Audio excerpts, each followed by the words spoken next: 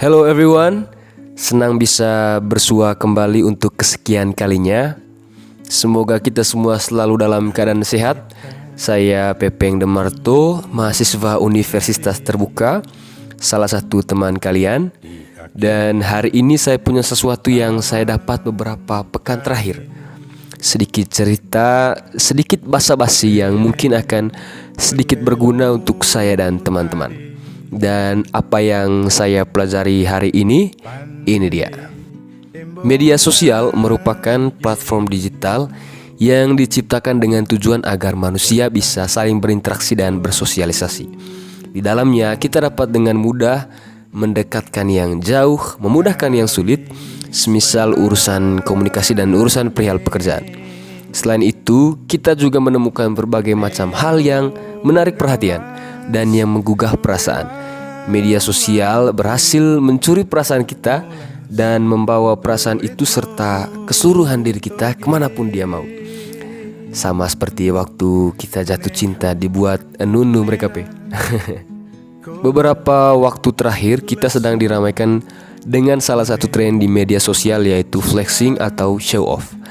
Istilah flexing ini biasanya digunakan untuk orang-orang yang sering memamerkan kekayaannya. Fenomena flexing ini semakin marak terjadi dengan adanya perkembangan media sosial yang sangat cepat dan luas. Orang-orang berlomba-lomba untuk memamerkan harta atau kekayaan yang mereka punya. Seperti kemarin anak Direktorat Jenderal Pajak yang kemarin menjadi tersangka atas tindakan penganiayaan. Pokoknya yang sedang ramai itu. Dalam ilmu ekonomi, flexing disebut sebagai konsumsi mencolok atau conspicuous consumption. Artinya pengeluaran konsumsi bukan untuk memaksimalkan utilitas atau kegunaan atau manfaat dasar, tetapi untuk sekadar memberi kesan kepada orang lain. Sederhananya, orang membeli produk karena ingin memamerkan kekayaan dan status sosialnya. Kita semua tahu, dalam konsep konvensional atau lazimnya, tujuan konsumsi adalah untuk memuaskan kebutuhan dan keinginan. Tapi letak pembedanya, flexing atau conspicuous consumption ini terutama didasarkan pada bagaimana orang luar melihat kita. Kita yang pamer dengan motif haus akan pujian orang lain, ketagihan rasa hormat, ingin dihargai secara lebih, intinya hanya ingin memberi kesan kepada orang lain. Flexing sudah dikenal sejak tahun 1899 dan dikemukakan oleh Thorstein Veblen dalam bukunya The Theory of the Leisure Class, An Economic Study in the Evolution of Institutions. Bukunya juga belum saya baca, tapi dijelaskan oleh salah satu literatur bahwa seiring waktu, evolusi telah mengubah cara seseorang memandang orang lain, di mana orang-orang yang diterima secara sosial adalah orang yang tampil menarik, kaya, dan populer. Lalu mengapa flexing itu bisa muncul? Veblen berpendapat bahwa ada hubungan langsung antara properti dan status seseorang. Artinya, kekayaan dan kemewahan seseorang mewakili kehormatan dan martabat dalam suatu masyarakat atau komunitas. Selain itu, menurut James Dusenberry, flexing itu lahir untuk menjaga harga diri seseorang sekaligus mengikuti harapan orang-orang yang ada di sekitarnya. Kemudian, sifat kompetitif manusia sudah pastilah, orang-orang saling bersaing. Lalu flexing memungkinkan seseorang untuk menyembunyikan ketidakamanan pribadinya. Saya tidak menangkap gambaran secara detail teman-teman tentang ketidakamanan pribadi yang dimaksudkan ini, tetapi mungkin saya bisa gambarkan tentang orang-orang yang merasa tidak percaya diri dengan kondisi fisiknya. Artinya mereka percaya bahwa properti dan keberadaan suatu barang menentukan citra publik dan sekaligus juga menutupi kekurangan yang mereka miliki.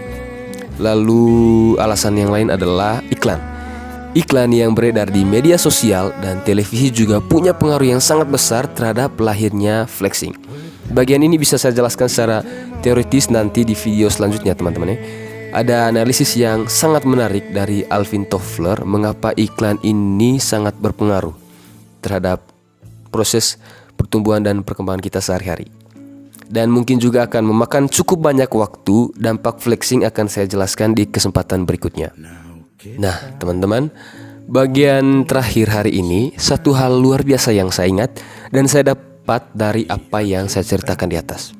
Ada salah satu goet Manggarai yang mungkin familiar di telinga teman-teman sekalian.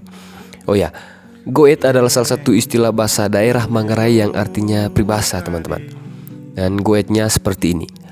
Poe koes ngoeng boto kose mose, denet koes belek boto baone nendep, caka koes nanang, jaga bacalang. Setelah saya baca ini teman-teman, asli keren. Saya mencoba membayangkan bagaimana orang tua dulu melahirkan kalimat seindah dan sebagus ini. Sangat bernas. Dan makna dari goet ini adalah tentang pengendalian diri. Ngoeng, belek, dan nanang adalah tiga kata yang memiliki arti dan makna yang sama, yaitu keinginan atau hasrat. Poe, denet, dan caka juga demikian. Artinya kendalikan, bisa juga tahan atau halangi. Ketiganya memiliki arti dan makna yang serupa. Singkatnya, goet ini mengajarkan saya kendalikan semua keinginan demi kehidupan yang lebih damai, tahan semua keinginan agar tidak jatuh dalam kegelapan, dan halangi semua hasrat agar terhindar dari kesialan dan kemalangan. Dan Mario Dandi, putra Dirjen Pajak itu sedang mengalami situasi berat ini. Sedang asik-asiknya pamer Rubicon mahal, tapi malah berujung bui. Juga Indra Kents dengan kata-katanya dulu yang terkenal, wah murah banget, juga berakhir penjara. Dan masih banyak lagi orang-orang lain di luar sana yang lebih gila. Dan ini pelajaran luar biasa yang saya dapat hari ini, dan mungkin juga untuk teman-teman sekalian.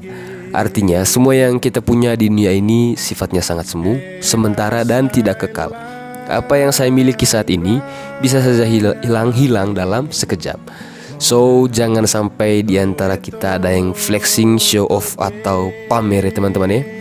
Apalagi kita nikah masih jadi beban orang tua tuh. Jadi sekian saja untuk hari ini teman-teman.